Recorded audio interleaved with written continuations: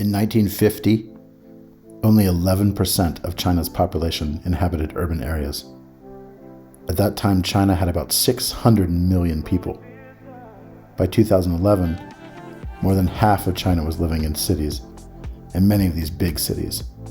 Today, in 2023, China has a population of over 1.4 billion people. Of these, 65% of the population is now living in cities, and this number is projected to move up to 75% of the population in the next few decades. China has a lot of people. Overcrowded buses and overcrowded cities are the norm, but there are still a few last wild places. Yo, this is Ben Cubbage from Elevated Trips, and we are exploring some of the last wild places in China. We're driving from Scenic, the capital of Qinghai province, down to Yushu, which is in southern Qinghai province, and we're on this road at 4,000 meters. You can see there's not a single other car on the road, just a few other trucks I've seen in the last few hours. And we just saw Tibetan antelope, wild ass, which is wild donkeys, Tibetan fox, all sorts of beautiful wildlife out here. And this is barren tundra on the Tibetan Plateau. You can see the road out here. Whew, it's just chilly. It's freezing cold, snow everywhere. It is October 5th, October holiday. And if your car were to break down out here, you'd be in serious trouble because there's not that many people out here that are going to be able to help you. So this is a barren land. Tibetans live out here, in tents out here, and they herd their yaks in this wilderness on the Tibetan Plateau. And that's about the only form of life that moves around on this tundra. And we're going to be exploring this highway going down to Yushu today and the beautiful mountains surrounding one of the last wild places in China, Yushu, the Qinghai province.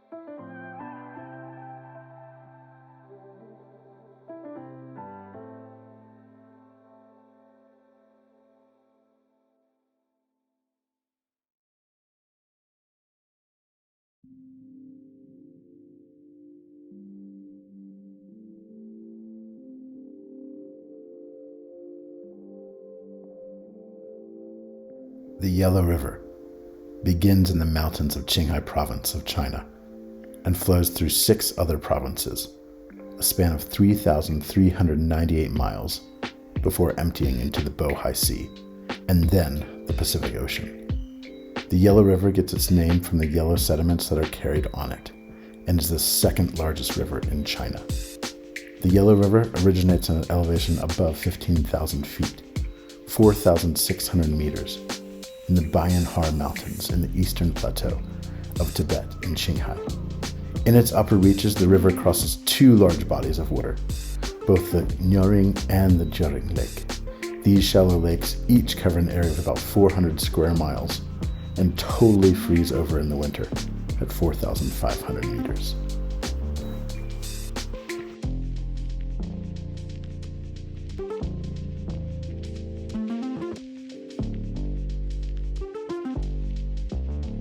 Qinghai province is bounded to the north and east by Gansu province, famous for it being a location of the Silk Road, to the southeast by Sichuan province, to the south and west by the Tibetan Autonomous Region, and to the west by Xinjiang. Qinghai is the 4th largest province in China in terms of land area, but the sparseness of its population is second only to that of Tibet. Most of the province consists of mountains and high plateaus, and it has an average elevation of over 3,000 meters, above 10,000 feet. Winter's long, dry, cold, and windy. Summer is short and warm. Strong winds from the Mongolian Plateau blanket the region with sand, a serious menace to agriculture. On the other hand, the plentiful sunshine in the region is beneficial for plant growth. In particular, grass thrives on the vast plateau, and the region possesses some of China's best pasture lands for sheep, horses, and yaks. At a gas station here, driving to Madua. You can see it's pretty bleak, not much going on out here in the middle of the plateau, 4,000 meters. So this is a lot of what you're going to encounter as you drive down from Scenic to Yushu, just kind of barren plateau. There's one or two little gas station areas with a couple little drinks and some ramen noodles, but that's about it. So not a lot of development or structure along these places.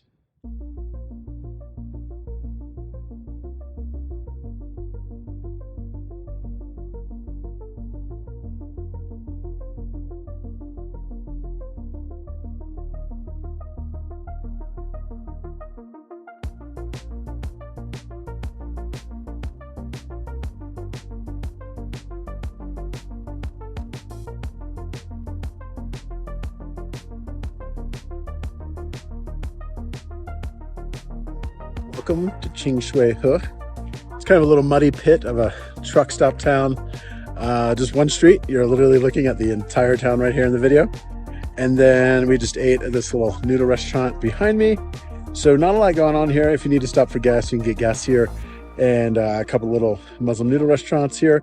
And that is about it. Otherwise, it's kind of a high, desolate, 4,400 meter grassland town, about 2 hours from Yushu, so makes for a nice pit stop if you need to stop and stretch your legs a little bit. But other than that, there's really not much going on here.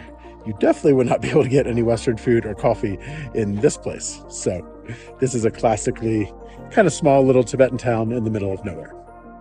You can see this is all the whole town. I'm actually at the very center of the town. This is kind of like the largest part. We just ate at this little noodle shop, the little Linsha Gansu noodle restaurant here. So there's always Muslims that live among Tibetan villages and serve noodles and meat and things like that.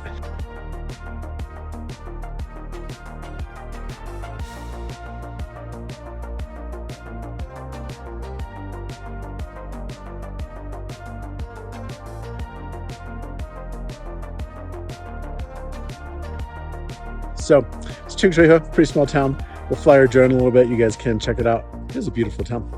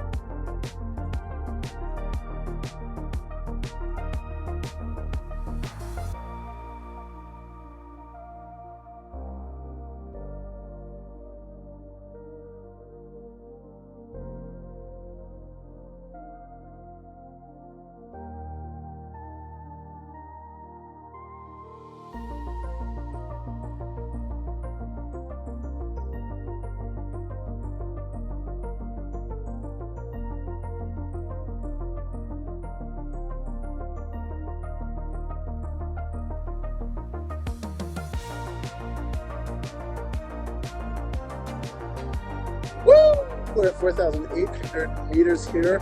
Having a Yushu. And it's drizzling a little bit. It's super duper windy. There's my daughter Phoebe. Hey, what's up?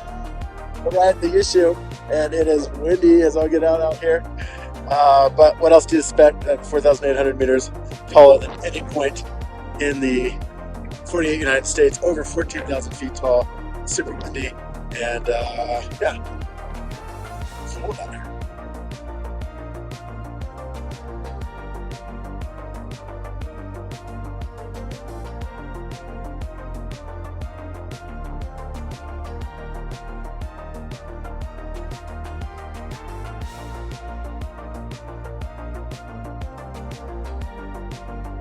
Okay, we have driven 12 hours from Scenic over 2 days. We've arrived in Yushu. You can see Jegu Monastery there behind me. It's actually raining right here above me, but over Jegu Monastery, it's actually clear and sunny. So weather's a little bit schizophrenic here, but we're super glad to be at Yushu, 3,600 meters, and we're gonna have a fun week. And guess what? As soon as the rain stopped, there's a rainbow back there. So beautiful. You guys see it back there above that white car?